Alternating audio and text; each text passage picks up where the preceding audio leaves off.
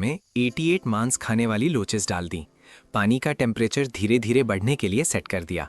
फिर एक बड़ी रकम खर्च करके 3 सुनहरे अजगर कोर्टयार्ड और बेड के नीचे रखवाए और काले कनखजूरों की एक कॉलोनी भी। जब सब कुछ तैयार हो गया, मैंने न्यू ईयर की छुट्टियों के लिए अपना सामान पैक किया और अब बस इंतजार करना था कि मेरी एक्स गिदगिदाते हुए वापस आए। मेरे पिछले जन्म में उसने मेरी छुट्टियों पर जाने का इंतजार किया और अपने पूरे परिवार के साथ न्यू ईयर मनाने के लिए मेरे विला में घुस गई। उन्होंने सिर्फ मेरे बिस्तर पर सोया और मेरी सबसे अच्छी वाइन ही नहीं पी, उसके 2 भतीजों ने मेरी स्टडी में रखे सारे कलेक्टिबल फिगर्स तोड़ दिए। जब मैंने उससे इसका जवाब मांगा तो तारा ने मुझे मॉरली ब्लैकमेल करने के लिए सुसाइड अटेम्प्ट का लाइव स्ट्रीम किया और दावा किया कि मैंने कुछ खिलौनों के लिए उसे मरने पर मजबूर कर दिया था। ऑनलाइन अनजान लोग सच्चाई जाने बिना मुझसे नफरत करने लगे। उन्होंने मेरी कंपनी में तोड़फोड़ की। जब मैं सड़क पार कर रहा था तो उन्होंने मुझ पर सड़े अंडे फेंके। मैं बचने की कोशिश में लड़खड़ाया और एक तेज़ रफ्तार कार ने मुझे टक्कर मार दी और मैं वापस आ गया। इस बार जैसे ही तारा और मेरा ब्रेकअप हुआ, मैंने रात भर जाकर अपने सारे कलेक्टिबल फिगर्स सुरक्षा के लिए अपने दूसरे अपार्टमेंट में शिफ्ट कर दिए। फिर मैंने कोर्टयार्ड के तालाब को पिरानास से भर दिया।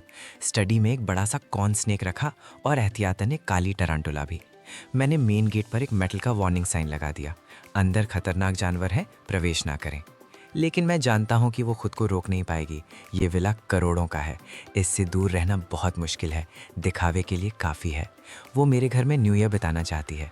ठीक है, मैं ये यकीनी बनाऊंगा कि वो इसे कभी ना भूले।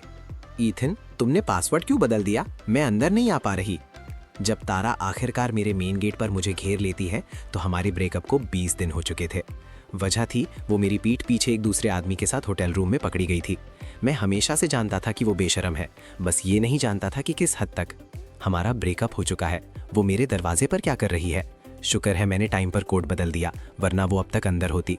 हमारा सब खत्म हो चुका है। बिल्कुल, मैंने पासवर्ड बदल दिया। तुम्हारा यहाँ कोई स्वागत नहीं है। तुम मेरे घर में कदम रखने के लायक नहीं हो। तुमसे मुझे घिन आती है, मैंने नफरत भरे लहजे में कहा। अगर उसमें जरा भी समझ होती तो वो अभी मुड़कर चली जाती, लेकिन मैं जानता हूँ वो नहीं जाएगी। मैंने ये कहा ही इसीलिए था। ईथन, हमारे बीच सब अच्छा था, तुम इतने बेरुखे कैसे हो सकते हो? वो आदमी शादीशुदा निकला। मैंने उसके साथ सब खत्म कर दिया है। मैंने अपनी बहन और उसके 2 बेटों से वादा कर लिया है कि मैं उन्हें न्यू ईयर के लिए यहाँ लाऊंगी। मेरे पास रहने की जगह भी नहीं है। तुम तो वैसे भी छुट्टियों में घर जा रहे हो, घर खाली ही पड़ा रहेगा। क्या मैं अपनी फैमिली को यहाँ रहने के लिए ला सकती हूँ? तारा मेरे विला में पहले भी आ चुकी है। वो जानती है कि ये बाहर से कैसा दिखता है, बिल्कुल साधारण, मामूली सा, लेकिन अंदर से ये पूरी तरह से लग्जूरियस है। पूरे घर में स्मार्ट होम सिस्टम्स, कोर्टयार्ड में एक तालाब, स्टोर रूम प्रीमियम खाने पीने के सामान से भरा हुआ। वो लोग अंदर घुसकर न्यू ईयर के 15 दिन तक बिना बाहर निकले दावत उड़ा सकते थे। तुम्हारे रहने की परेशानी से मेरा कोई लेना देना नहीं है। तुम्हारा पूरा परिवार सड़क पर मर भी जाए तो मुझे कोई फर्क नहीं पड़ेगा। तुम में से किसी का भी यहाँ स्वागत नहीं है। मैं उसे धक्का देकर दरवाजे के अंदर चला जाता हूँ। गेट एक भारी आवाज के साथ मेरे पीछे बंद हो जाता है। मैं वीडियो डोरबेल से देखता हूँ। जैसे ही उसे लगता है कि मैं उसे नहीं देख सकता, तारा के चेहरे से सारी मासूमियत गायब हो जाती है। वो गुस्से से मेरे गेट को घूरती है और 2 बार थूकती है। उसकी आंखों में घमंड साफ दिख रहा था। मैं तो बस तमीज से पूछ रही थी। एक बार तुम छुट्टियों पर चले जाओ, मैं खुद ताला तोड़ लूंगी। ये जगह मेरी है। मुझे पता था। उसके घमंडी चेहरे को देखकर मैं हंस पड़ा, गुस्से से नहीं बल्कि पूरे जोश से, क्योंकि मैं ये सब पहले जी चुका हूँ। मैं जानता हूँ आगे क्या होने वाला है। मेरे पिछले जन्म में उसने यही हरकत की थी और मैंने उसे वैसे ही मना कर दिया था। मुझे लगा वो पीछे हट जाएगी, इसलिए मैंने ज़्यादा सोचा नहीं। 2 दिन बाद मैं घर के लिए निकल गया। मेरे जाते ही तारा ने अपने गांव से एक ताला तोड़ने वाले को बुलाकर घर में घुस गई। फिर वो अपने पूरे परिवार के साथ अंदर आ गई और वहां अपना घर बना लिया। जब पड़ोसियों ने पूछा तो उसने उन्हें बताया कि वो मेरी गर्लफ्रेंड है। हमारा पैचअप हो गया है और मैंने खुद उन्हें रहने के लिए बुलाया है।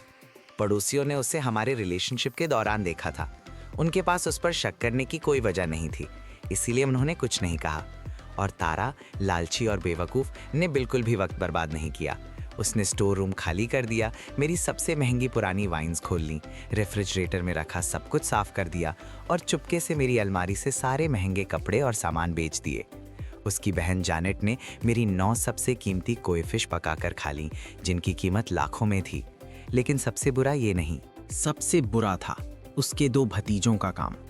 उन्होंने मेरी स्टडी के शेल्फ्स पर रखा हर एक कलेक्टिबल तोड़ दिया।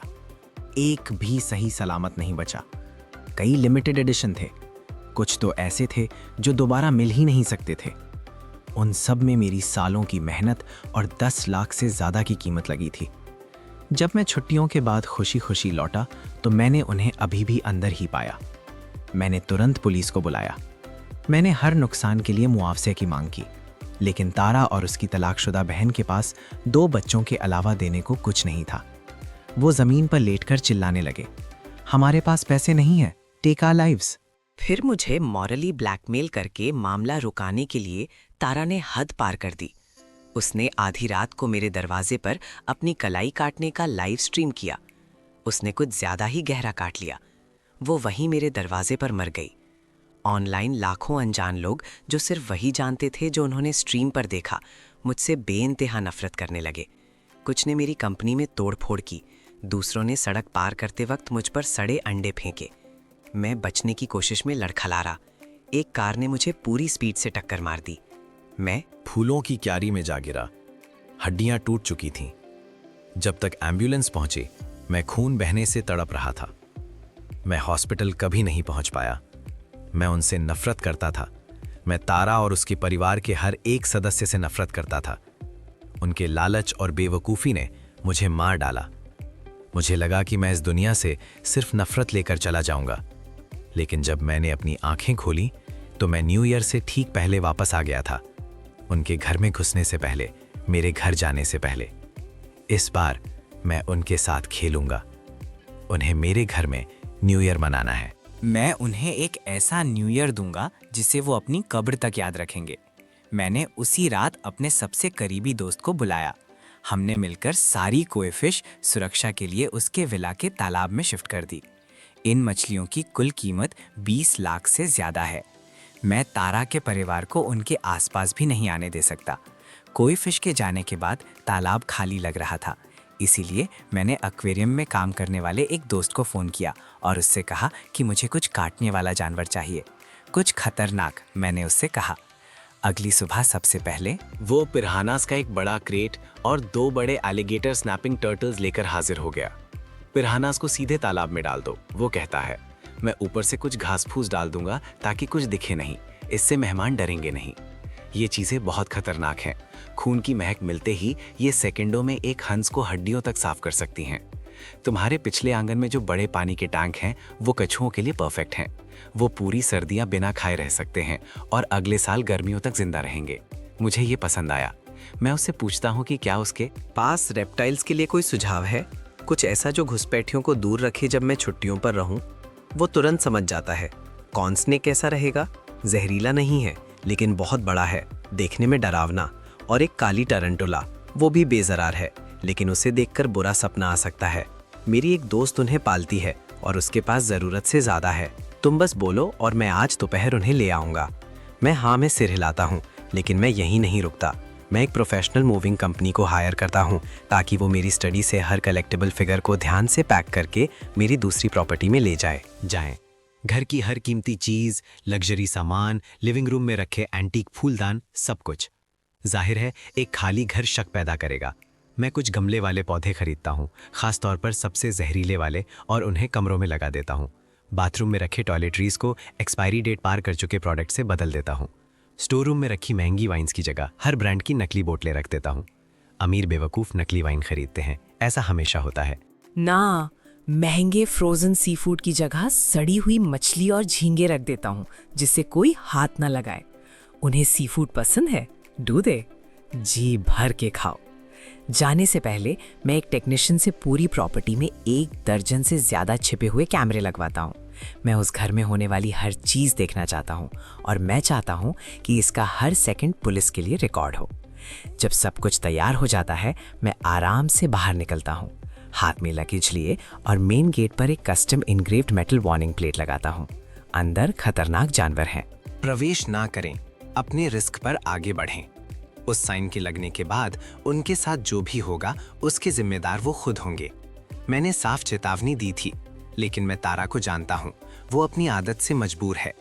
वो एक विला में रहने, लग्जरी कार्स चलाने और एक इम्पॉर्टेंट इंसान बनने के ख्वाब को नहीं छोड़ सकती। मैं बिना पीछे मुड़े निकल जाता हूँ, अपना लगेज हाई स्पीड ट्रेन पर रखता हूँ और सीट पर बैठते ही मैं घर के हर कोने से कैमरा फीड्स खोल लेता हूँ। कुछ देर तक सब कुछ शांत रहता है। मेरे दिमाग में एक ख्याल आता है, क्या होगा अगर पुनर्जन्म ने चीजों को बदल दिया हो? क्या होगा अगर तारा आए ही ना? क्या मेरी सारी तैयारियां बेकार हो जाएंगी? फिर मैं सोचता हूँ, अगर इस जिंदगी में तारा सुधर गई है और घर में ना घुसने का फैसला करती है, तो शायद मुझे बदला लेने की जरूरत ही नहीं है। मैं बस एक नई शुरुआत कर सकता हूँ। जब तक वो मेरे रास्ते से दूर रहती है, मेरी उसे बर्बाद करने की कोई खास इच्छा नहीं है। मैं तो ये भी सोचने लगता हूँ कि उस तारांचुला, कॉर्न स्नेक और पिरानास से भरे तालाब का क्या करना है।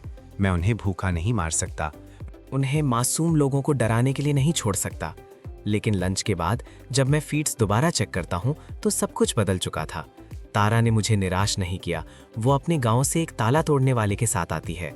200 युआन के लिए वो आदमी बिना सोचे समझे मेरा गेट खोल देता है। तारा अंदर आती है, साफ सुथरे इंटीरियर को देखती है और उसका चेहरा खुशी से खिल जाता है।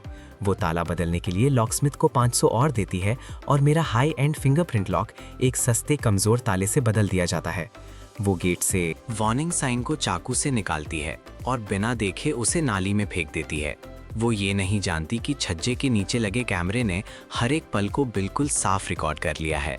लॉकस्मिथ के जाने के बाद वो सीधे स्टोर रूम में जाती है। वाइन रैक भरा हुआ है, फ्रीजर भी पैक है। वो बहुत खुश है। वो जोर से हंसती है। इतना सारा खाना मेरी बहन और बच्चे राजाओं की तरह खाएंगे। हंसते हंसते वो लिविंग रूम में जाती है, अंडर फ्लोर हीटिंग ऑन करती है और मेरा टेलीविजन देखने के लिए मेरे सोफे पर बैठ जाती है। 2 घंटे बाद वो बाहर जाती है, यकीनन जैनेट और दोनों लड़कों को लाने के लिए। मेरी ट्रेन स्टेशन पर पहुंच रही है। मैं कैमरा फीड बंद करता हूं, अपना लगेज उठाता हूं और उतर जाता हूं। एग्जिट पर भीड़ है। न्यू ईयर आने वाला है और लोग छुट्टियों के सामान से भरे बैग्स के साथ आ जा रहे हैं। हर तरफ त्योहार का माहौल है। ये माहौल मुझ पर भी चढ़ जाता है और मैं एक ऐसे हल्केपन के साथ चलने लगता हूँ जो मैंने बहुत टाइम से महसूस नहीं किया था। मेरा भाई मुझे स्टेशन से लेने आता है, इस चिंता में कि कहीं मैंने एक गर्म कपड़े ना पहने हों। वो सिर्फ मेरे लिए एक डाउन जैकेट लाया है। वो गर्माहट घर तक मेरे साथ रहती है। मैं अपने बचपन के बिस्तर पर लेटकर कैमरा फीड्स खोलता हूँ। तारा पहले ही अपनी बहन जैनेट और अपने 2 बदनाम शैतान भतीजों फीलिक्स और लियो को मेरे घर ले आई है। जैसे ही जैनेट अंदर आती है, वो खुशी से बोल पड़ती है, ये जगह कमाल की है। तुम्हारा एक्स तो सच में बहुत अमीर है। तारा गर्व से मुस्कुराती है, बिल्कुल है। अभी वो मुझसे गुस्सा है। हाँ, लेकिन अगर मैं यहीं टिकी रही और जाने से मना कर दिया तो आखिरकार जब वो वापस आएगा तो मान जाएगा। वक्त के साथ प्यार बढ़ जाता है। जैनेट को इस सब ने कुछ भी गलत नहीं लगता, बल्कि वो तारा को एक और भी नीच सुझाव देती है। जब वो वापस आए उसके साथ सो जाओ, प्रेग्नेंट हो जाओ, किसी और का बच्चा भी चलेगा। एक बार बच्चा हो गया तुम्हारा परिवार और फिर ये पूरा विला तुम्हारा ही समझो।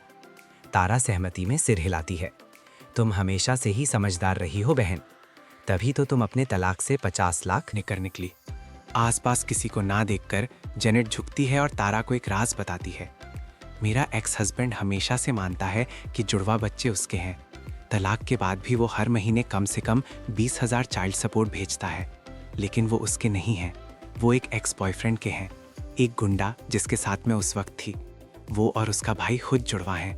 जुड़वा उनके परिवार में है। क्या औरत है। वो सालों से अपने एक्स हस्बैंड को धोखा दे रही है। मैं तुरंत फुटेज डाउनलोड करता हूँ और एक दोस्त से जैनेट के एक्स हस्बैंड का पता लगाने को कहता हूँ। मैं ये रिकॉर्डिंग भेजने का इरादा रखता हूँ। इसे एक अच्छा काम समझो। किसी भी आदमी को सालों तक बेवकूफ़ नहीं बनना चाहिए। जब दोनों बहनें गहरी बातों में लगी थीं, फीलिक्स खेलने के लिए पिछले आंगन में चला जाता है। बड़े पानी के टैंक को देखकर वो सीधा अपना हाथ अंदर डाल देता है। उसकी जिज्ञासा सावधानी पर हावी हो जाती है। मेरी सांस गले में अटक जाती है। एलिगेटर स्नैपिंग टर्टल्स आमतौर पर सर्दियों में सोते हैं, लेकिन ये शहर एक ऐसे इलाके में है जहाँ ज़्यादा ठंड नहीं पड़ती। ये कछुए पूरी तरह से जागे हुए हैं और एलिगेटर स्नैपर्स स्वभाव से ही खतरनाक होते हैं, लेकिन फीलिक्स किस्मत वाला है। कछुआ अभी अभी आया है और अभी तक एडजस्ट नहीं हुआ है। हैरानी की बात है वो काटता नहीं है। फीलिक्स टैंक में उस बड़े से जीव को देखता है और भी उत्साहित हो जाता है। बार बार हाथ डालकर उसे छेड़ने लगता है। आखिरकार फीलिक्स अपनी किस्मत को ज्यादा ही आजमा लेता है। मेरा हाथ! मॉम मेरी मदद करो। कैमरा इतना दूर है कि आसानी से साफ नहीं दिख रहा है, लेकिन मैं समझ सकता हूँ। तारा और जैनेट पिछले आंगन में भागते हुए आते हैं। जैनेट अब खून से लाल हो चुके पानी को एक नज़र देखती है और वहीं बेहोश हो जाती है। तारा में ज्यादा हिम्मत है। टैंक इतना भारी है कि उसे उल्टा नहीं जा सकता, इसलिए उसके पास खुद हाथ अंदर डालने के अलावा कोई चारा नहीं है। वो पूरी हिम्मत जुटाकर अपने हाथ पानी में डाल देती है, फीलिक्स के हाथ पर जकड़े कछुए को पकड़कर पानी से बाहर निकालने के लिए। कछुआ अपने तेज धार वाले पंजे बार बार तारा के हाथों पर मारता है, उन्हीं गहरे खूनी घावों से चीर देता है। लेकिन असली डर ये है कि कछुआ फीलिक्स को छोड़ेगा नहीं। डर के मारे वो और जोर से जकाड़ लेता है। फीलिक्स दर्द से सिसक रहा है। आंटी, बहुत दर्द हो रहा है, प्लीज मेरी मदद करो। तारा की पुलिस को बुलाने की हिम्मत नहीं है, एम्बुलेंस बुलाने की भी हिम्मत नहीं है, घुसपैठिया साबित होने के डर से। फीलिक्स को आज़ाद कराने के लिए वो चाकू लाने के लिए किचन में भागती है ताकि वो कछुए का सिर काट सके। ठीक उसी पल मैं वक्त खरीदने के लिए उसे कॉल करता हूँ। तारा स्क्रीन पर मेरा नाम देखती है, पकड़े जाने के ख्याल से घबरा जाती है। वो रो रहे फीलिक्स को छोड़कर फ़ोन उठा लेती है और अपनी आवाज़ को शांत करने की कोशिश करती है। ईथन, क्या तुम्हें कॉल करने का ख्याल कैसे आया? वो हाँफते हुए पूछती है। मैं तेवर चढ़ाता हूँ और सफाई से झूठ बोलता हूँ। मेरे पड़ोसी ने कहा कि उन्होंने तुम्हें मेरे घर के आसपास मंडराते हुए देखा है। मैं तुम्हें चेतावनी दे रहा हूँ, मुझे अपने पीछे आने की वजह मत दो। तारा का शरीर ठंडा पड़ जाता है। नहीं, नामुमकिन, तुम्हारे पड़ोसी को कोई गलतफहमी हुई होगी। वो हकलाती है। मुझे काम है, अलविदा। वो फ़ोन काट देती है। तारा सोचती है कि अगर पड़ोसियों ने उससे पहले ही देख लिया है तो उन्हें चुपचाप रहना होगा और बाहर जाना बंद करना होगा, वरना मुझे पता चल जाएगा और पूरा प्लान चौपट हो जाएगा और फिर उनका न्यू ईयर शुरू होने से पहले ही खत्म हो जाएगा।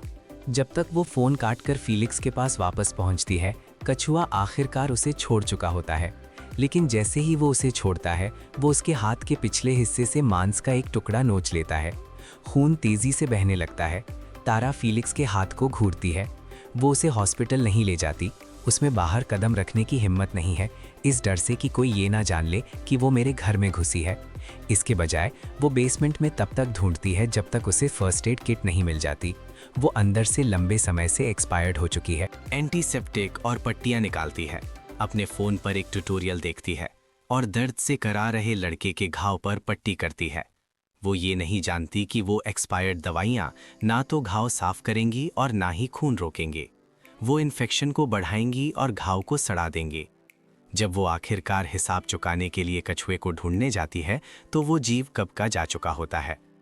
पिछले आंगन में एक डेकोरेटिव रॉकरी, एक रीसर्कुलेटिंग फाउंटेन और सजावटी झाड़ियों का एक घेरा था। एक ऐसे जीव के लिए काफ़ी छिपने की जगह थी जो जानता था कि कैसे गायब होना है। बहुत अच्छा खेले पुराने दोस्त। मेरे पिछले जन्म में फेलिक्स ने सिर्फ मेरे कलेक्टेबल्स ही नहीं तोड़े थे, उसने मेरे घर के हर कोने में पेशाब किया था। उसे एक स्नैपिंग टॉटल द्वारा नोचते हुए देखना इंसाफ जैसा लगता है। मुझे बहुत संतुष्टि महसूस होती है। लेकिन ये तो सिर्फ शुरुआत है, मेरे पास उनके लिए और भी बहुत से तोहफे हैं। तारा बड़े दिल से लंच बनाती है, स्टोर रूम से ढेर सारा सामान निकालती है। Jumbo south American prawns, French red wine, frozen fish, frozen stakes. और बनाओ। जैनेट सोफे से बेशर्मी से चिल्लाती है। मुझे ढेर सारा चाहिए। फीलिक्स और लियो बढ़ते बच्चे हैं, उन्हें ठीक से खाना चाहिए। वो और ज्यादा के लिए जोर देती रहती है, असली भूख के कारण नहीं बल्कि इसलिए क्योंकि सब कुछ महंगा लग रहा है और महंगी चीजें मुफ्त में खाना जीत जैसा लगता है। तो मैं ढेर सारा बनाऊंगी, तारा अपने आस्तीन ऊपर करते हुए कहती है। वो मेरे ऑलिव ऑयल तक पहुंचती है और उसे ऐसे डालती है जैसे उसकी कोई कीमत ही ना हो, जब तक कि जैनेट को पैन से एक अजीब सी गंध नहीं आती और उसे उल्टी आने लगती है। इस तेल से अजीब सी बदबू आ रही है। तारा हाथ हिलाकर कहती है, तेल से ऐसी ही बदबू आती है। ये प्रीमियम चीज़ है, इसका स्वाद थोड़ा ज़्यादा स्ट्रॉन्ग है बस। जब खाना मेज़ पर आता है, जैनेट कुछ निवाले लेती है और हर निवाले के साथ उसका चेहरा उतरता जाता है। सी फूड का स्वाद नरम है, स्टेक काला हो गया है। ये मत कहना कि ये सब खराब हो गया है। ये सब बनाते बनाते तारा को बहुत जोर की भूख लग जाती है। वो कुछ निवाले लेती है। उसका स्वाद का एहसास कभी भी तेज नहीं रहा और उसे किसी भी चीज़ में कुछ गलत नहीं लगता। मुझे तो ठीक लग रहा है, कुछ खराब नहीं हुआ है, खाओ। जानेट एक और निवाला लेने से मना कर देती है। इसके बजाय वो खाली पेट बड़े बड़े घूंट में नकली वाइन पीने लगती है। तारा मान लेती है कि वो बस नखरे कर रही है और उसे नज़रअंदाज कर देती है। खुद लगातार और जोश से खाती रहती है। फीलिक्स और लियो बच्चे हैं, वो तारा को मज़े से खाते हुए देखते हैं और बिना सोचे समझे उसके पीछे लग जाते हैं। साथ मिलकर वो पूरी मेज़ साफ कर देते हैं। लगभग आधे घंटे बाद दोनों लड़के अपना पेट पकड़ लेते हैं और बाथरूम की तरफ भागने लगते हैं। जानेट, जिसने खाली पेट बहुत ज़्यादा पी ली थी, चक्कर और उल्टी की शिकायत कर रही है। उसका चेहरा खतरनाक लाल रंग का हो गया है। तारा की हालत भी कुछ अच्छी नहीं है। उसे बार बार चक्कर आते हैं और पेट में मरोड़ उठती है और वो लगातार बाथरूम के चक्कर लगाती है। आखिरकार जानेट और बर्दाश्त नहीं कर पाती। वो आधी रात को दोनों लड़कों को टैक्सी में बिठाती है और हॉस्पिटल के लिए निकल जाती है। तारा की हालत थोड़ी कम खराब है, लेकिन वो पूरी रात बाथरूम में गुजरती है और बड़ी मुश्किल से बच पाती है। अगली सुबह वो पूरी तरह से थक चुकी है। वो बिस्तर से बाथरूम तक जाने की कोशिश में कई बार गिरती है। मैं ये बड़े मज़े से देखता हूँ। शाम तक जानेट वापस आती है, अपने पीछे दो साफ तौर पर कमज़ोर दिख रहे लड़कों को घसीटते हुए। विला वापस आकर दोनों बहनें स्टोर रूम में हर चीज़ को चेक करने में वक्त बर्बाद नहीं करती। जो उन्हें मिलता है उससे उनके होश उड़ जाते हैं। वाइन की हर बोतल नकली है, हर खाने की चीज़ एक्सपायर्ड है। तारा सोफे पर गिर जाती है और कड़वाहट से बड़बड़ाती है। मुझे लगा था ईथन बहुत अमीर है, उसका वाइन रैक नकली चीज़ों से भरा है, तभी कल रात हमारी इतनी बुरी हालत हुई थी। जानेट भी कहती है कि खाना भी यूज बाय डेट से बहुत पुराना था। तभी मेरे बच्चे पूरी रात बीमार थे। ईथन बिल्कुल ही अजीब है। अगर मुझे शक पैदा होने की चिंता ना होती तो मैं उससे सामना करती और उससे हमारे मेडिकल बिल्स भरवाती। तारा कहती है कि उनके नुकसान की भरपाई का एक आसान तरीका है। वो हमेशा लग्जरी चीज़ें खरीदता है। कल हम चुपके से उसकी डिज़ाइनर चीज़ें बेच देंगे। जानेट तुरंत मान जाती है। वो जो भी सोच सकते हैं मैंने पहले ही सोच लिया है। मैं इसके लिए तैयार हूँ। मैं बस उनके मेरे बेडरूम के दरवाजे से अंदर आने का इंतज़ार कर रहा हूँ। ये कैसी बदबू है? जैसे हाय। तारा मेरे बेडरूम का दरवाज़ा खोलती है। उसे एक ऐसी गंदी बदबू आती है जो उसे कदम कदम पीछे ढकेल देती है। मैंने जानबूझकर उन्हें बिना धोए छोड़ दिया था। कई जोड़ी जुराबें ध्यान से मैक्सिमम बदबू के लिए तैयार की गई थीं। वो बदबू किसी आफत से कम नहीं थी। जानेट अपनी नाक बंद कर लेती है और एक सुरक्षित दूरी पर चली जाती है। जब तारा हिम्मत करके लग्जरी चीज़ें ढूंढने के लिए अंदर जाती है, अपनी नाक ढकने के बावजूद वो उकाइयाँ लेने से खुद को रोक नहीं पाती। कोई राहगीर सोच सकता है कि वो प्रेग्नेंट है। वो अलमारी में गहराई तक देखती है और उसे एक भी लग्जरी आइटम नहीं मिलता। इसके बजाय कुछ गरम, रोएदार और बिल्कुल जिंदा चीज उसके हाथ से टकराती है। तारा एक तेज चीख के साथ पीछे हटती है। फीलिक्स दरवाजे से झांकते हुए उसे पहले देखता है। उसकी आंखें बड़ी हो जाती हैं। आंटी, तुम्हारे हाथ पर एक बहुत बड़ी मकड़ी है। तारा अपना हाथ जोर से हिलाती है, उसे फेंकने की बेताबी में। टैरांटुला अचानक हुई हरकत से चौंक कर अपने दांत उसकी उंगली में गड़ा देती है, फिर उसके शरीर पर रेंगती हुई फर्श पर गायब हो जाती है।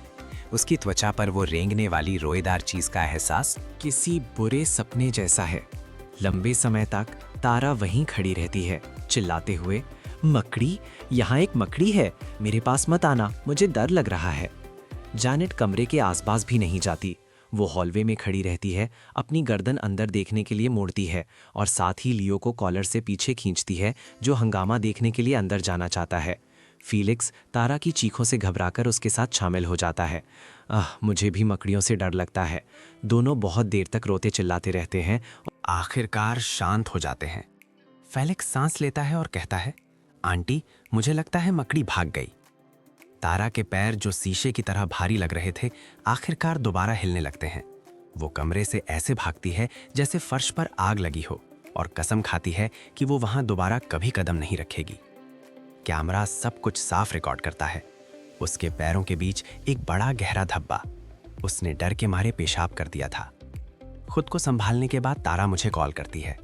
उसका लहजा सावधानी से साधारण है। एक दोस्त ने बताया, तुमने आजकल पालतू जानवर रखे हैं? किस तरह के? क्या वो जहरीले हैं? वो उनकी संख्या जानना चाहती है। वो जानना चाहती है कि क्या वो खतरनाक हैं। मैं उसे कुछ नहीं बताता। तुमसे मतलब नहीं, मैं साफ कहता हूँ। बिना वजह मुझे कॉल मत करना। तुम मनहूस हो। मैं फोन काट देता हूँ। जहरीले हैं या नहीं, कितने हैं, उसे रात भर जागकर सोचने दो। तारा गुस्से से जलती है, लेकिन वो कुछ नहीं कर सकती। आखिरकार डर जीत जाता है। वो हॉस्पिटल में एंटीवेनम इंजेक्शन पर 2000 युआन खर्च करती है। तभी उसे सुरक्षित महसूस होता है, लेकिन ये ना जानना कि घर में कितने टरांचुलाज हैं। इसका मतलब है कि अब वो हर कमरे में घुसने से पहले चेक करती है, हर कोने, हर साए, हर दरार को उस बड़ी काली मकली के निशान के लिए स्कैन करती है। वो एक घबराई हुई रेक बन चुकी है, बेवजह उछलती है, ऐसी चीज़ें देखती है जो वहाँ नहीं हैं। जैनेट की कितने भी समझाने से कोई फ़र्क नहीं पड़ता। वो मेरे बेडरूम में दोबारा घुसने से मना कर देती है, किसी भी कीमत पर नहीं। उसके वहाँ इंतज़ार करने का ख्याल, उसे दोबारा काटने के लिए तैयार, उसके बर्दाश्त से बाहर है। वो जैनेट से अंदर जाने को कहती है। जैनेट साफ मना कर देती है। मैं वहां नहीं जा रही हूँ, मैं अपनी जान जोखिम में क्यों डालूं? जैनेट गुस्से से कहती है, और तारा इस मजाक पर सिर्फ कड़वाहट से हंस सकती है। और इसके साथ ये मामला पूरी तरह बंद हो जाता है। दिन में पड़ोसियों द्वारा देखे जाने के डर से वो विला से बाहर कदम रखने की हिम्मत नहीं करते। स्टोर रूम बेकार होने के बाद जैनेट को याद आता है कि उसने सामने के आंगन के तालाब में तैरती हुई घास फूस के नीचे बड़ी मछलियों जैसी कोई चीज देखी थी। चलो उन्हें पकड़ते हैं, जैनेट सुझाव देती है। तारा तुरंत मान जाती है। बिल्कुल सही, आज न्यू ईयर्स ईव है। लंच के लिए मछली? फिर हम आज रात एक अच्छी डिनर के लिए चुपके से बाहर निकलेंगे। लेकिन उन्हें तुरंत एक समस्या का सामना करना पड़ता है। असल में उस तालाब में कौन उतरेगा? तारा के हाथ कछुए और मकड़ी के घावों से भरे हुए हैं। वो उन्हें पानी में डालने से मना कर देती है, लेकिन तालाब चौड़ा है और बिना सही उपकरण के किनारे से कुछ भी पकड़ने का कोई तरीका नहीं है। जैनेट अपनी तरफ से अपनी नई ड्रेस को गंदे पानी में खराब करने से मना कर देती है और हिलने को तैयार नहीं होती। फीलिक्स, जो पास में खुशी खुशी मेरे बाग के पौधे उखाड़ रहा था, ये बहस सुनता है और खुद को आगे करता है।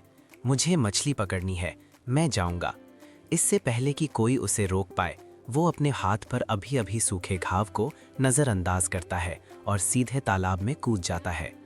पिरानाज आमतौर पर बड़े जीवों पर बिना उकासाए हमला नहीं करते जब तक कि उस जीव से खून न बह रहा हो। पिरानाज खून की गंध के प्रति बेहद संवेदनशील होते हैं।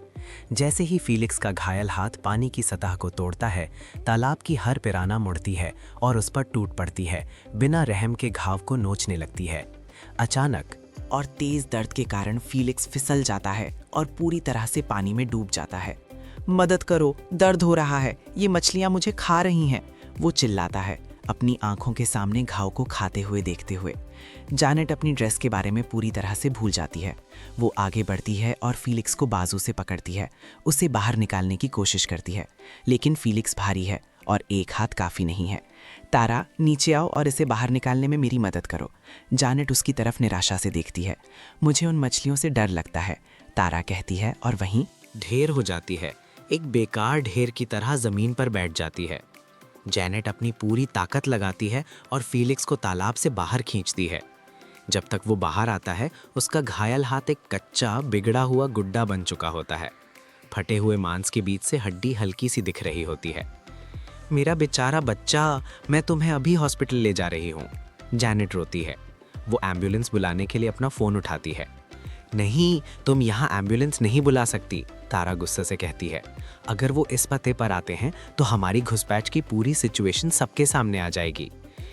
तुम्हारा ऑनलाइन करियर तुम्हारे लिए कुछ मायने नहीं रखता? तारा उसे रोकती है। आपराधिक आरोपों का सामना करने से डरती है, लेकिन फीलिक्स का हाथ अगर और देर तक इलाज ना किया गया तो हमेशा के लिए खराब हो सकता है। जैनेट जल्दी से सोचती है और एक समझौते पर पहुंचती है। वो पीले पड़ चुके फीलिक्स को लेती है और विला से जितनी जल्दी हो सके दूर जाती है। खुद को और पड़ोस को दूर रखती है। हॉस्पिटल के लिए टैक्सी बुलाने से पहले इतनी दूर से कि कोई उन्हें विला से ना जोड़ सके, लेकिन वो ज्यादा दूर नहीं जा पाते। जब जैनेट का फोन बजता है, ये तारा है। तारा रो रही है, कुछ बहुत बुरा हो गया है। लियो स्टडी में घुस गया था। एक बड़ा सा अजगर उसके चारों तरफ लिपटा हुआ है। वो सांस नहीं पा रहा है, वो मर जाएगा। मुझे उसके पास जाने से डर लग रहा है। जैनेट के घुटने कांप जाते हैं, वो गिर जाती है। तारा बिल्कुल लाचार आखिरकार वही करती है जो बाकी है, वो पुलिस और एम्बुलेंस को बुलाती है। अब तक जब वो मेरे घर में घुसी थी उसका सारा घमंड जा चुका था। जब पुलिस का कॉल आता है कि मेरे घर में घुसपैठ हुई है, मैं बाहर यार्ड में ग्रिलिंग कर रहा हूँ। जब तक पुलिस मौके पर पहुँचती है, फेलिक्स का हाथ इतना बुरी तरह से घायल हो चुका होता है कि उसे काटना पड़ता है। वो पहले से ही सर्जरी में है। लियो को पुलिस ने अजगर से छुड़ा लिया है। वो बहुत डरा हुआ है, टूटे फूटे शब्दों में बेमतलब की बातें कर रहा है।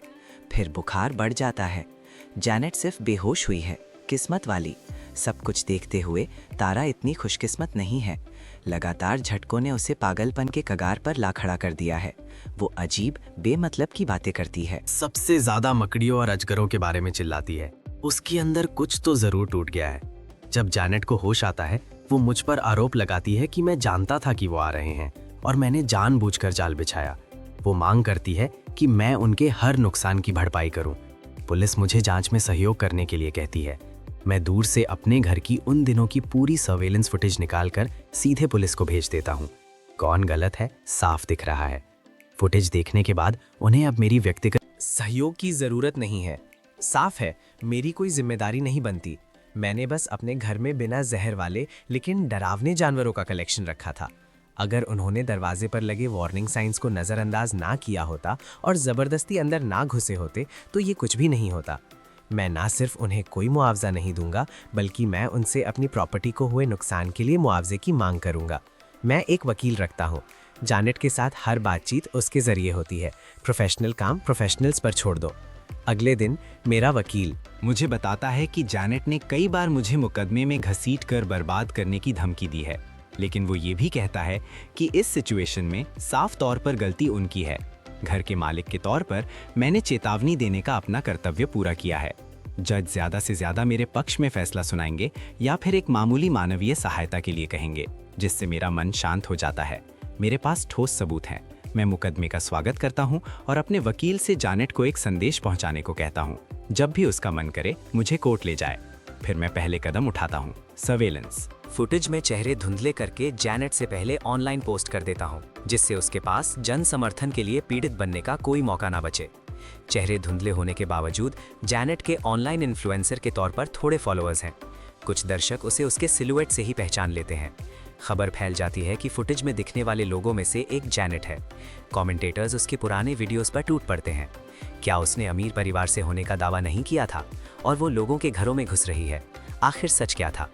दोनों बहनें गोल्ड डिगर्स हैं। डिगर्स। घिन आती है। उन्हें वही मिला जिसके वो लायक थे, और उसमें इतनी हिम्मत है कि वो घर के मालिक से मुआवजा मांग रही है। वो उस आदमी के घर को बर्बाद करती है और शुक्र है कि उसने वो जानवर रखे, वरना वो खूबसूरत प्रॉपर्टी बर्बाद हो जाती। जनता जैनेट के खिलाफ हो जाती है, लेकिन मैं अभी खत्म नहीं हुआ हूँ। जब कहानी अभी भी ट्रेंड कर रही है, मैं वो वीडियो पोस्ट करता हूँ जिसमें खुलासा होता है कि कायल अनजाने में किसी और आदमी के बच्चों को पाल रहा था। मुझे उसे ढूंढने की ज़रूरत नहीं है। उसी रात कायल सीधे उस हॉस्पिटल वार्ड में जाता है जहां फीलिक्स और लियो भरते हैं। जनता की प्रतिक्रिया मेरी उम्मीद से ज़्यादा तेज़ी से फैलती है जब मैंने जैनेट के ये कबूल करने वाली फुटेज जारी की कि जुड़वा बच्चे कायल के नहीं हैं। व्यू काउंट एक ही रात में 1 मिलियन पार कर जाता है। कमेंट सेक्शन में लोगों की भीड़ लगी हुई है। कोई तो कायल का पूरा बैकग्राउंड भी निकाल लेता है। कायल एक बिल्डिंग मटेरियल्स कंपनी का मालिक था, काफी अमीर और मशहूर, घमंडी। उसने अपने सोशल मीडिया को अपने जुड़वा बेटों की तस्वीरों से भर रखा था, लगातार ये दावा करते हुए कि महान पिता महान बेटों को पालते हैं। हर एक पोस्ट अब एक मजाक बन चुका है। मैं अपना फोन नीचे रखता हूँ और हल्का फुल्का तैयार हो जाता हूँ। शो शुरू हो चुका है और भला कौन सा डायरेक्टर ओपनिंग नाइट मिस करता है? मैं जानबूझकर एक काला कोट पहनता हूँ जो साफ कहता है मुझसे पंगा मत लेना। फिर शहर के हॉस्पिटल जाता हूँ। मैं ऑर्थोपीडिक वार्ड तक पहुँचा भी नहीं हूँ कि मुझे सुनाई देता है जैनेट की चुपती हुई चीख कॉरिडोर में गूंज रही है, साथ में कुछ टूटने की आवाज़ भी। कायल, बस मेरी बात सुनो, वो वीडियो झूठा था। ईथन ने मुझसे बदला लेने के लिए ऐसा किया। उसने सब कुछ झूठा बनाया है। हॉलवे भरा हुआ है। मरीज और उनके परिवार बेहतर नज़ारे के लिए गर्दन घुमा रहे हैं। हेड नर्स परेशान है, पसीने से भीगी हुई, भीड़ में से आगे नहीं बढ़ पा रही है। मैं भीड़ को चीरता हुआ एक बेहतरीन जगह पर पहुंच जाता हूं। अंदर कमरा बर्बाद हो चुका है। वो कायल जो जैनेट के सोशल मीडिया पर कॉन्फिडेंट अमीर दिखता था, अब लाल चेहरे के साथ खड़ा है। उसकी गर्दन की नसें फूली हुई हैं। उसने एक स्टैंड को हथियार की तरह पकड़ा हुआ है। जैनेट घुटनों पर है, बाल बिखरे हुए। उसके हाथ कायल के पैर से लिपटे हुए हैं, छोड़ने को तैयार नहीं। उसका ध्यान से रखा गया चेहरा सूझकर पहचान से बाहर हो गया है। साफ है कि उसे अभी अभी मारा गया है। एक बिस्तर पर फीलिक्स बेहोश पड़ा है। अभी अभी उसकी एम्पुटेशन सर्जरी हुई है। दूसरे पर लियो रो रहा है, कंबल के नीचे कांप रहा है। और मेरी एक्स टारा कोने में झुकी हुई है, खाली नज़रों से छत को घूर रही है, लगातार बड़बड़ाते हुई, मकड़ियाँ, बड़ी मकड़ियाँ। कायल गुस्से से भरा हुआ एक खोखली हंसी हंसता है, ऐसी हंसी जब गुस्सा नफरत में बदल जाता है। वो जैनेट को एक लात मारकर दूर कर देता है। वीडियो झूठा हो सकता है, क्या पैटर्निटी टेस्ट भी हो सकता है? वो अपने ब्रीफकेस से हाथ निकालकर कमरे में डॉक्यूमेंट्स का एक ढेर फेंक देता है। वो सीधे जैनेट के चेहरे पर लगते हैं। सफेद पन्ने हवा में बिखर जाते हैं, फिर बर्फ की तरह जमीन पर गिरते हैं। कल रात जैसे ही मैंने वो वीडियो देखा, मैंने तुरंत टेस्ट करवाया। उन्होंने वो बाल और टूथब्रश इस्तेमाल किया जो तुमने मेरे घर छोड़ दिया था। नतीजे यही हैं, खुद देख लो। इन दोनों का एक बूंद भी खून मेरा नहीं है। कायल की आवाज़ पूरे फ्लोर पर गूंजती है। मैंने 8 साल तक किसी और आदमी के बेटों को पाला, हर महीने 20,000 सपोर्ट के लिए। तुम्हारे लिए घर खरीदा, तुम्हारे लिए कार खरीदी। जैनेट, तुमने मुझे पूरी तरह से बेवकूफ़ बनाया। जैनेट ज़मीन पर बिखरे पैटर्निटी टेस्ट के नतीजों को देखती है। उसकी सारी हिम्मत टूट जाती है। वो पूरी तरह से टूट जाती है। वो कांपते हुए कायल के पैंट को पकड़ती है। हमारी शादी हुई थी, क्या इसका कोई मतलब नहीं? भले ही लड़के तुम्हारे ना हो, हमारे बीच कुछ तो सच था, है ना? फीलिक्स ने अपना हाथ खो दिया है। उसे इलाज के लिए पैसे चाहिए। तुम हमें छोड़ नहीं सकते। अपने हाथ मुझसे दूर रखो। कायल घिन से पीछे हटता है, जैसे वो किसी गंदी चीज से दूर हो रहा हो।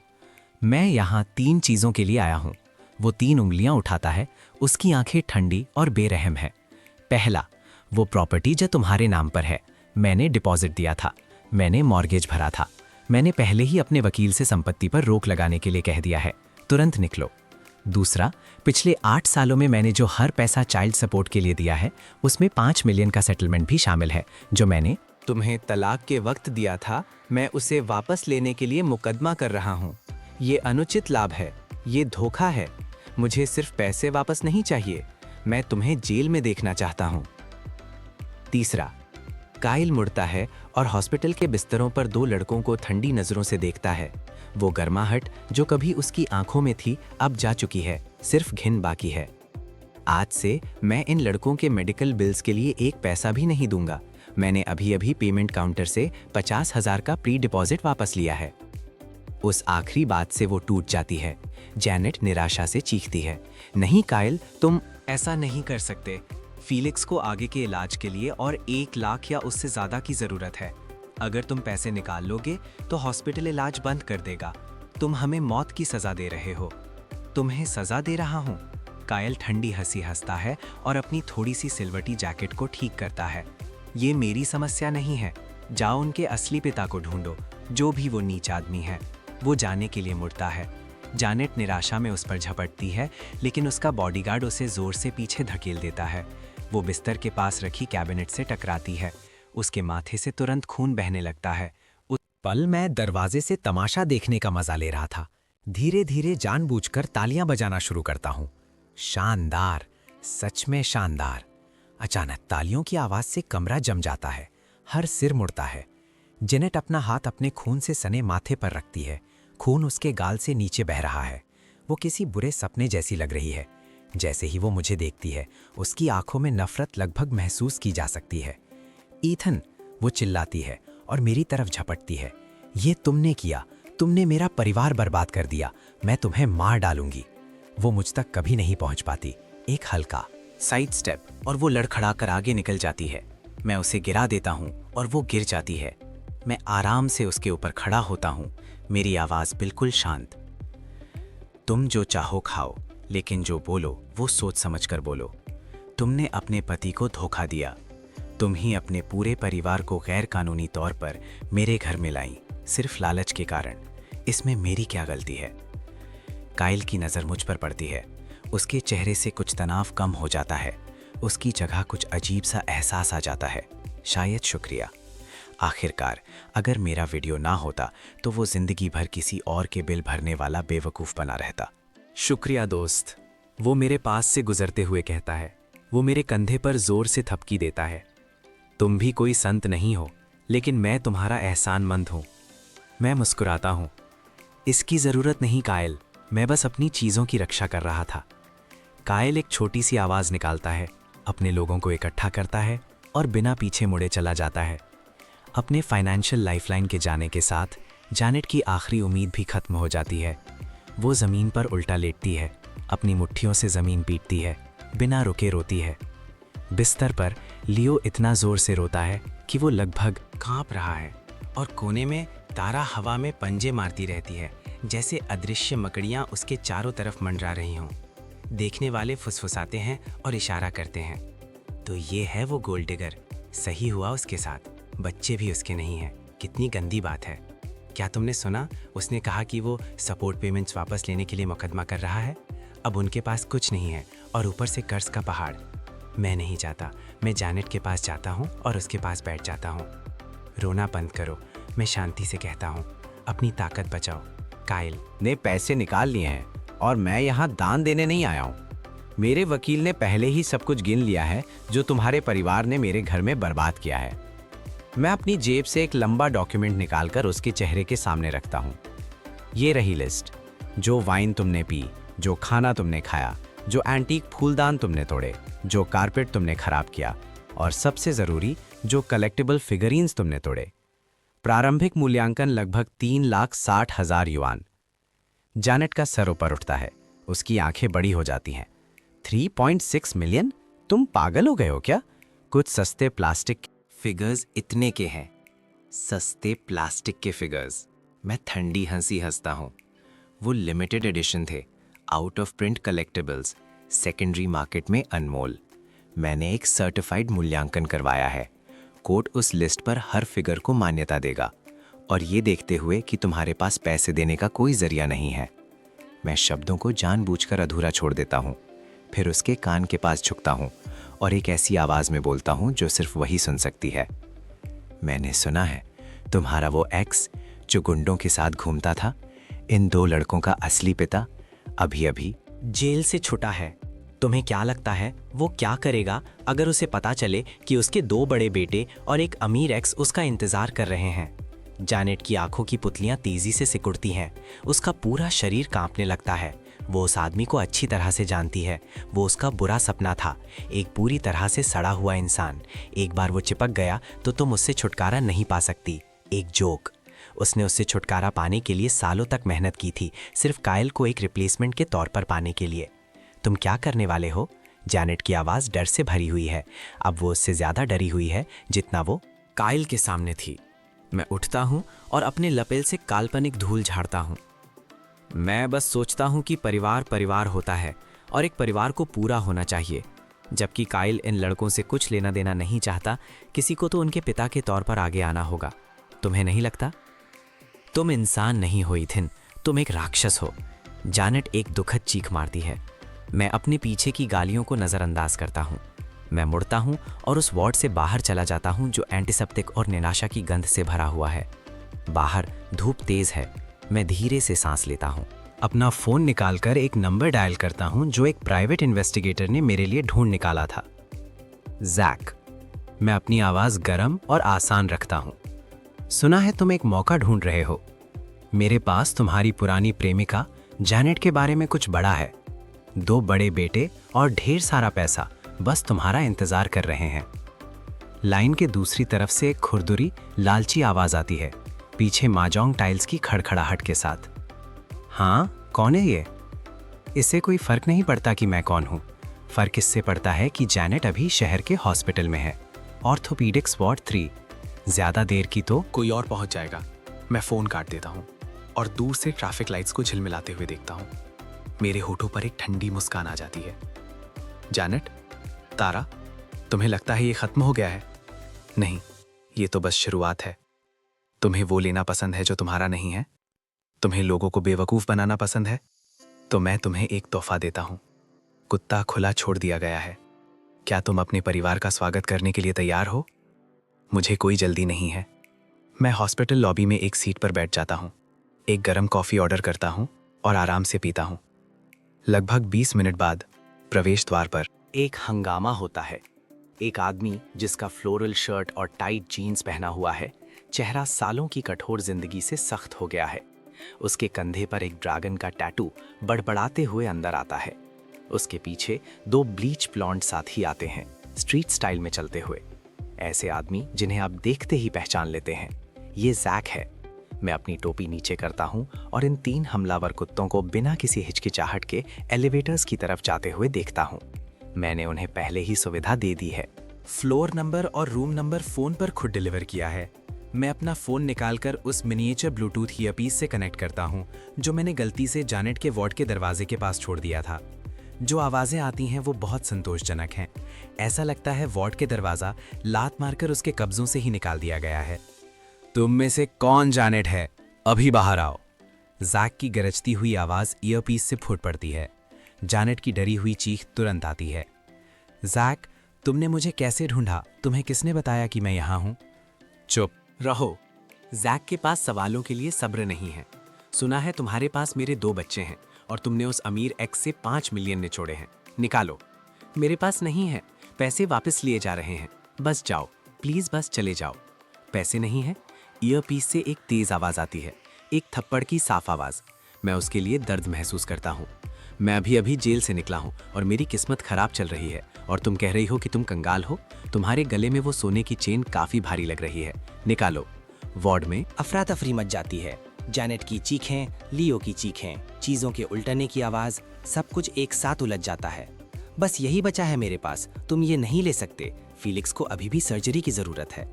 किस चीज की सर्जरी? जैक हंसते हुए कहता है।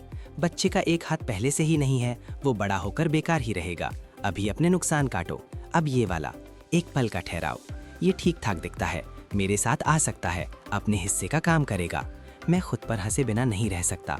तो ये वो महान प्यार था जिसके लिए जैनेट ने बच्चे पैदा करने के लिए इतनी लड़ाई लड़ी थी।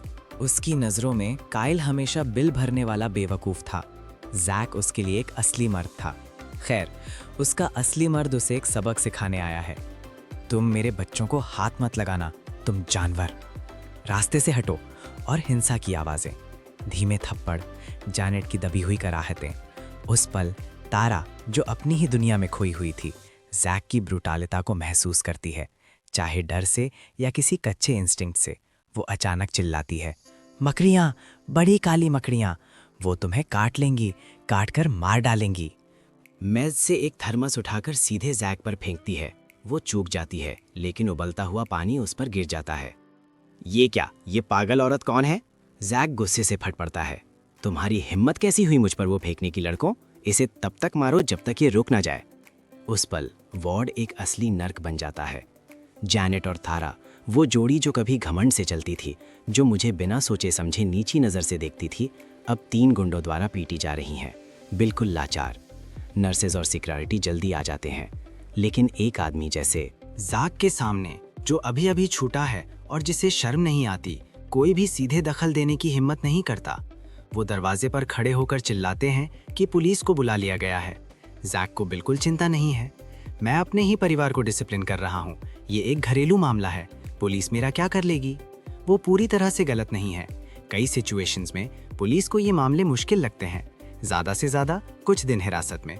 जैक जैसे किसी के लिए एक हिरासत केंद्र प्रैक्टिकल रूप से एक होटल है। जैसे ही मेरे ईयरपीस से अनुरोध की आवाज़ धीमी और ज़्यादा होती जाती है, निराश। मैं जानता हूं कि समय सही है। इस डॉगी डॉग तमाशे ने न सिर्फ जेनेट के आखिरी मनोवैज्ञानिक सुरक्षा कवच को तोड़ दिया है, बल्कि उनसे वो आखिरी इज्जत का टुकड़ा भी छीन लिया है जो उन्हें शहर में जिंदा रहने देता है। मैं ईयरपीस निकालकर नज़दीकी बिन में फेंक देता हूं और हॉस्पिटल से बाहर निकल जाता हूं। सड़क के उस पार एक शांत कैफे में एक तैयार सूट और सोने के रिम वाले चश्मे पहने एक आदमी खिड़की के पास बैठा है। बिना जल्दी के आसानी से डॉक्यूमेंट्स पलट रहा है। उसका नाम प्रेस्टन है, एक मशहूर क्रिमिनल लॉ स्ट्रैटेजिस्ट और टॉप टियर वकील। मैंने काफी खर्चा करके उसे रखा है।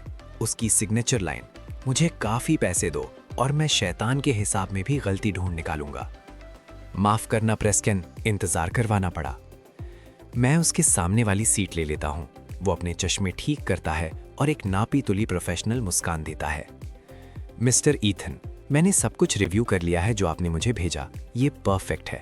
ये सिर्फ एक सिविल टॉर्ट मामला नहीं है। हमारे पास इसे एक पूरे क्रिमिनल केस के तौर पर आगे बढ़ाने के हर आधार हैं। वो मेज पर कई डॉक्यूमेंट सरकाता है।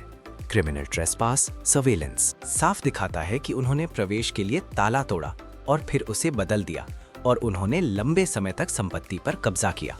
इरादा साफ है। दूसरा, बड़ी चोरी। उन्होंने आपके लग्जरी सामान को बिना अनुमति के बेच दिया।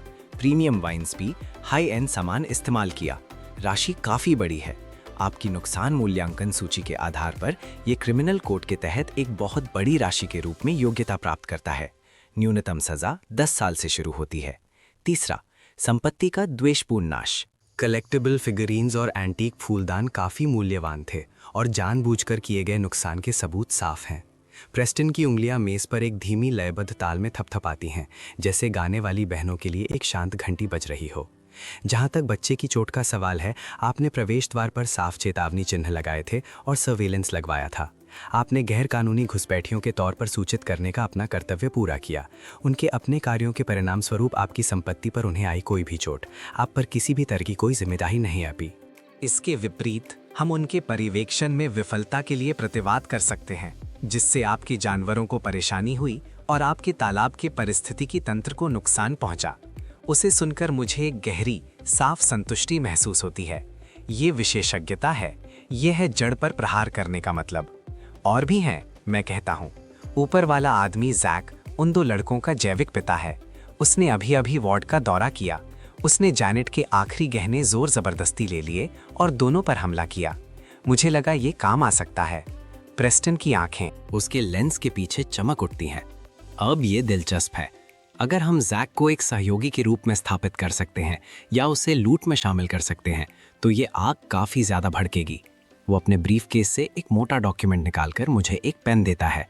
मिस्टर ईथन, आपका एक सिग्नेचर और ये अभियोग पत्र सीधे कोर्ट और जन सुरक्षा ब्यूरो में जाएगा। मैं संपत्ति पर रोक लगाने के लिए आवेदन करूंगा, उनके नाम पर हर अकाउंट को फ्रीज करूंगा और उन्हें देश छोड़ने से रोकूंगा। और राशि की विशालता को देखते हुए अधिकारी तेजी से आपराधिक हिरासत के उपाय लागू करेंगे। दूसरे शब्दों में, उन्हें एक हॉस्पिटल वार्ड से एक हिरासत सेल में स्थानांतरित किया जाएगा। मैं पेन लेता हूँ, कुछ पल के लिए उसकी तेज नोक को देखता हूँ और बिना हिचकिचाहट के साइन कर देता हूँ। मैं ये आपके हाथों में छोड़ता हूँ प्रेस्टन। मैं खड़ा होकर उसे मजबूती से हाथ मिलाता हूँ। पैसे की चिंता नहीं है, कानूनी खर्च कोई मुद्दा नहीं है। मेरी सिर्फ एक शर्त है। मेरा चेहरा ठंडा हो जाता है। मैं चाहता हूं कि वो उस सेल में सड़े।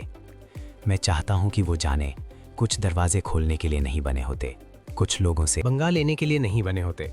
प्रेस्टन मुस्कुराता है और सिर हिलाता है। उसका चेहरा उतना ही ठंडा और निश्चित है।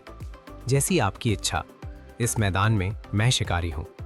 जैसे ही मैं कैफे से बाहर निकलता हूँ, मैं देखता हूँ कि कई पुलिस गाड़ियाँ हॉस्पिटल के बाहर रुकती हैं, लाइटें झिलमिलाती हुई।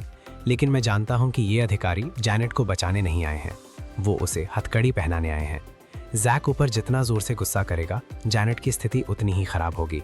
और जैसे ही अधिकारी आईडीज चेक करेंगे और पता चलेगा कि गाने वाली बहनें एक बड़ी चोरी के सिलसिले में वांटेड है, मैं हंसी।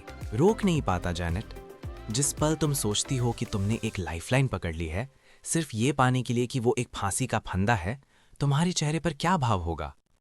मेरा फोन बजता है। प्रॉपर्टी मैनेजमेंट ऑफिस से एक मैसेज।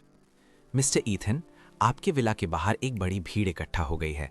वो दावा कर रहे हैं कि वो घायल बच्चे के रिश्तेदार हैं। उन्होंने न्याय की मांग करते हुए एक बैनर लगाया है और कोई लाइव स्ट्रीम कर रहा है। ऐसा लगता है जैनेट ने अभी तक हार नहीं मानी है। वो जनता की राय को हथियार बनाने की एक आखिरी कोशिश कर रही है। वो ये नहीं जानती कि जनता की नजरों में वो अब वो बेचारी अकेली माँ नहीं है, वो एक मजाक है। कोई बात नहीं, मैं टाइप करता हूँ, उन्हें शोर मचाने दो, जितना ज्यादा उतना अच्छा, क्योंकि जो आगे होने वाला है, प्रेस्टन का कानूनी नोटिस और पुलिस वारंट उसके लाइव स्ट्रीम दर्शकों ने अब तक देखा हुआ सबसे अच्छा तोहफा होगा। जब मैं विला वापस जाता हूँ, मैं दूर से भीड़ देख सकता हूँ। लोगों की एक दीवार, 1 दर्जन या उससे ज्यादा बेशरम ट्रैफिक भूखे आउटलेट्स कैमरास के साथ पोजीशन के लिए झगड़ते हुए, साथ ही कई इन्फ्लुएंसर्स फोन उठाए हुए पहले से ही लाइव। उसके बीच में एक सफेद बैनर जिस पर काले अक्षरों में लिखा है, बेरहम अमीर आदमी खतरनाक जानवर रखता है, मासूम बच्चे को घायल करता है, न्याय मिलना चाहिए। उसके नीचे खड़ी है जेनेट, सर पर मोटी पट्टियां बंधी हुई। उसके चेहरे पर अभी भी नील साफ दिख रहे हैं, अभ्यास की हुई बर्बादी के साथ कैमरास के लिए रोती हुई। हर कोई प्लीज मेरे लिए खड़े हो। उस आदमी ईथन ने अपने घर में पिरानाज और एक अजगर रखा सिर्फ मुझसे बदला लेने के लिए। मेरा बेटा सिर्फ 8 साल का है, उसका हाथ कट गया है, वो अभी भी हॉस्पिटल में बेहोश है और ईथन उसकी देखभाल के लिए 1 पैसा भी नहीं देगा। वो एक अवार्ड विनिंग एक्ट्रेस की प्रतिबद्धता के साथ रोती है। हाँ, हम पहले साथ थे। मैं मानती हूँ मैंने गलतियाँ की, लेकिन वो मेरे पूरे परिवार को मारने की कोशिश नहीं कर सकता। ये हत्या है, ठंडे खून की हत्या। उसके पास जैक भी उतना ही व्यस्त है। उसने साफ तौर पर इसे एक बिजनेस अपॉर्चुनिटी के रूप में लेने का फैसला किया है। शर्टलेस, उसके टैटूज पूरी तरह से दिख रहे हैं, हाथ में एक लोहे की रॉड। वो मेरे गेट पर स्थिर गरजते हुए प्रहार करता है। ईथन, तुम कायर, बाहर आओ। जैक कैमरास पर गड़ाता है, तुम्हारा पैसा तुम्हें अछूत नहीं बनाता। आज 10 मिलियन दो, वरना मैं इस जगह को ईंट से ईंट बजा दूंगा। लाइव स्ट्रीम कमेंट्स की बाढ़ आ जाती है। स्वयं घोषित न्यायप्रिय टिप्पणीकार जो पूरी कहानी नहीं जानते, गुस्से में हैं। वो बेचारा बच्चा, वो मासूम है। किस तरह का बीमार इंसान पिरानाज रखता है? उसे पैसे देने चाहिए और जेल जाना चाहिए। इस अफरा तफरी के कार्निवल को मेरे सामने अनफोल्ड होते हुए देखते हुए मुझे कोई गुस्सा नहीं, सिर्फ मजा आता है। प्रेस्टन मेरे पास बैठा हुआ अपने चश्मे ठीक करता है और खिड़की से बाहर झांकता है। मिस्टर, ऐसा लगता है कि वो अपनी ही खबर खोद रहे हैं। गैर कानूनी जमाव, उकसाना, वसूली, इसे मौजूदा आरोपों में जोड़ दो। एक चमत्कार भी उन्हें अब नहीं बचा सकता। तो दर्शकों को इंतजार नहीं करते। मैं दरवाजा खोलता हूं और बाहर निकलता हूं। 4 पुलिस गाड़ियां सीधे मेरे पीछे आकर रुकती हैं। लाल और नीली लाइटें शाम को चीर रही हैं। भीड़ शांत हो जाती है।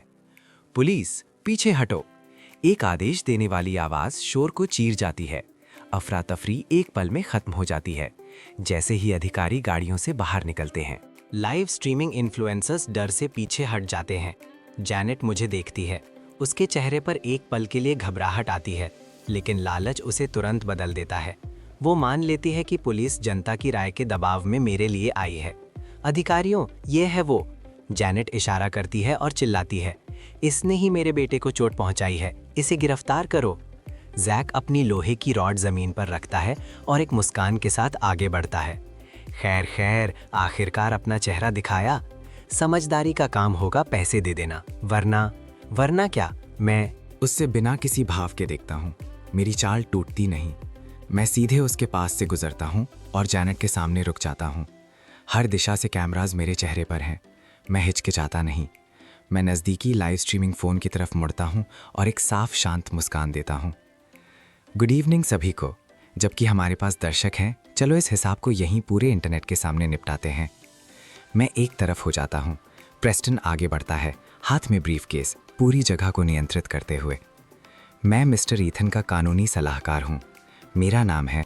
उसकी आवाज ऊंची नहीं है, लेकिन हर शब्द सटीकता के साथ उतरता है, पेशेवर अधिकार का स्पष्ट वजन लिए हुए। वो अपने ब्रीफकेस से एक आधिकारिक लाल मोहर वाला डॉक्यूमेंट निकालकर सीधे कैमरास के सामने रखता है।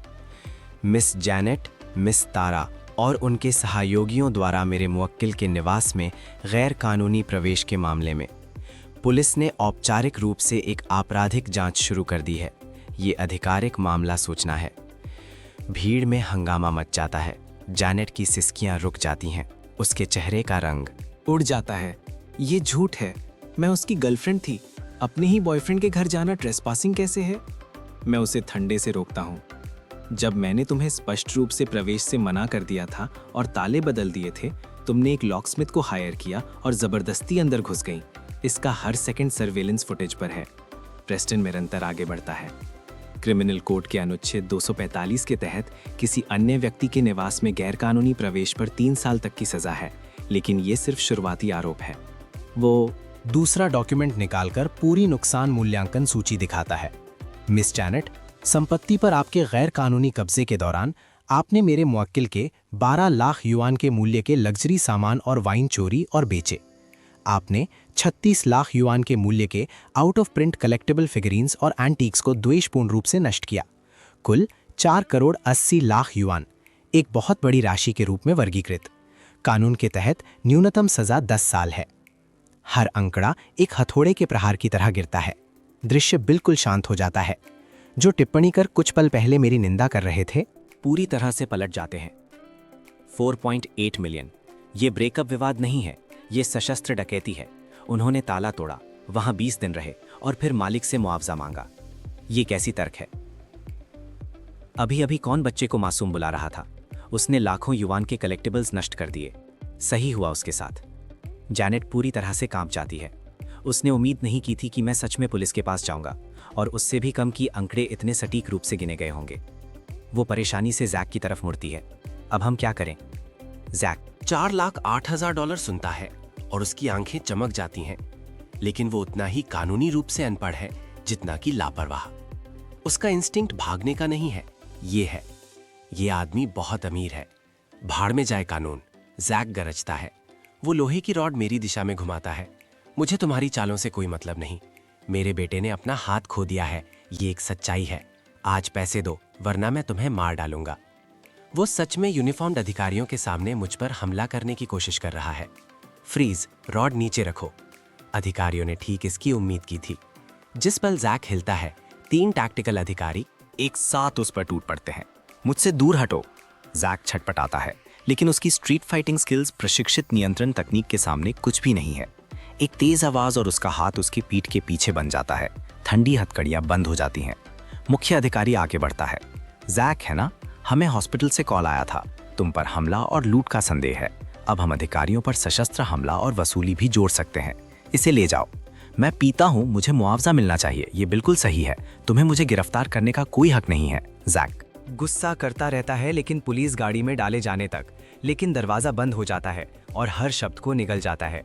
जैक से निपटने के बाद अधिकारी जैनेट की तरफ मुड़ते हैं, जो पहले से ही जमीन पर ढेर हो चुकी है। जैनेट, तुम पर आपराधिक अतिक्रमण और बड़ी चोरी का संदेह है। तुम्हें इसलिए आपराधिक हिरासत में लिया जाता है। हथकड़ियां उसकी कलाइयों के चारों तरफ बंद हो जाती हैं। उस पल वो आखिरकार समझ जाती है, सब खत्म हो गया है। नहीं, प्लीज मुझे मत ले जाओ। जैनेट पूरी तरह से टूट जाती है।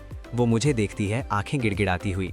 ईथन, मैं जानती हूँ मैं गलत थी। मुझे तुम्हारे घर कभी नहीं जाना चाहिए था। प्लीज अधिकारियों से कुछ कहो। ये सब एक गलत फहमी थी, सब कुछ। अगर मैं जेल चली गई तो फीलिक्स और लियो का क्या होगा? उसे इस तरह देखते हुए मुझे कुछ महसूस नहीं होता, एक लहर भी नहीं। एक गलत फहमी। मैं झुकता हूँ और उसकी आंखों में देखता हूँ। जब तुमने मेरा दरवाज़ा तोड़ा, मेरी वाइन पी, जो मैंने बनाया था उसे नष्ट किया और मेरे घर को अपना बनाने की कोशिश की, क्या गलत फहमी शब्द कभी तुम्हारे दिमाग में आया? जहाँ तक बच्चों का सवाल है, मैं नज़दीक झुकता हूँ और अपनी आवाज़ धीमी करता हूँ। चिंता मत करो, राज्य के पास कल्याण घर हैं। जिन माता पिता के यहाँ वो पैदा हुए हैं, उन्हें देखते हुए एक बच्चों का कल्याण घर उनके लिए सबसे अच्छी जगह हो सकती है। इसे ले जाओ।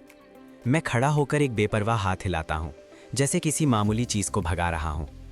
जैनेट को 2 महिला अधिकारियों द्वारा पुलिस गाड़ी तक ले जाया जाता है। उसकी चीखें दूरी के साथ धीमी होती जाती हैं और आखिरकार रात में घुल जाती हैं। गाड़ियां गरजते हुए चली जाती हैं, अपने साथ सारा शोर ले जाती हैं। विला के बाहर जमीन पर मलबे और एक भीड़ के अलावा कुछ नहीं बचता है, जो अभी तक समझ नहीं पाई है कि उन्होंने अभी क्या देखा है। प्रेस्टन अपने चश्मे ठीक करता है और अपने फोन पर झांकता है। मिस्टर ईथन, ऑनलाइन जनता का भाव पूरी तरह से पलट गया है। आपका अभी का प्रदर्शन त्रुटिहीन था। टॉप ट्रेंडिंग टॉपिक एक मास्टर क्लास है नैतिक ब्लैकमेल को डिसमेंटल करने में। मैं अपने फोन पर झांकता हूँ।